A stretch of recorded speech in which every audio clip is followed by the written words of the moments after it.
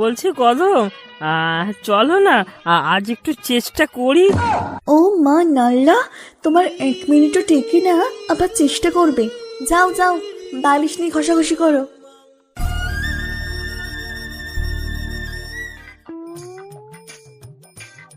এই ভগা ভগা, ভাই আমার বাড়িতে আছিস? ও কে নেবা? ও তো বাড়িতে নেই।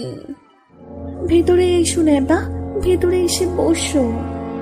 আজ তো ভোলু আসেনি, আজ নেবাকে দিয়ে জ্বালিনি।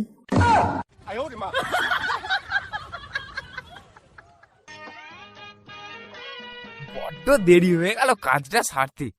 কদম মনে হয় আমার জন্য অপেক্ষা করছি, যাই।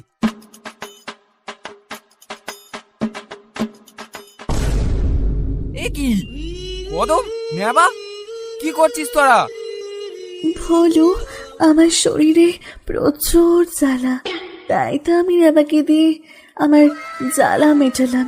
তুমি তো আসোনি, এসো, তুমিও এসো। আমার শরীরে প্রচুর জ্বালা, তুমিও মেটাও না, এসো।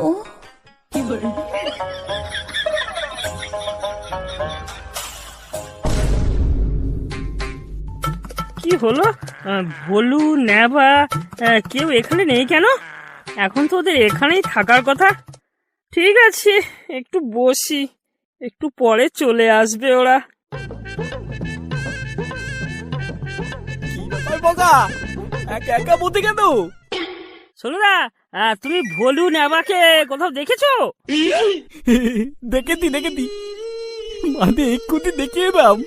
তুই যখন কাজে রাত, তখন বধু, তোর বন্ধু রে বন্ধু, দেখি ভালোই তোর বইয়ের খেয়াল লাগে। হ্যাঁ, বলছো কি? দাদা গদে দা, নিজের তোকেই দেখতে পেয়ে যাবি।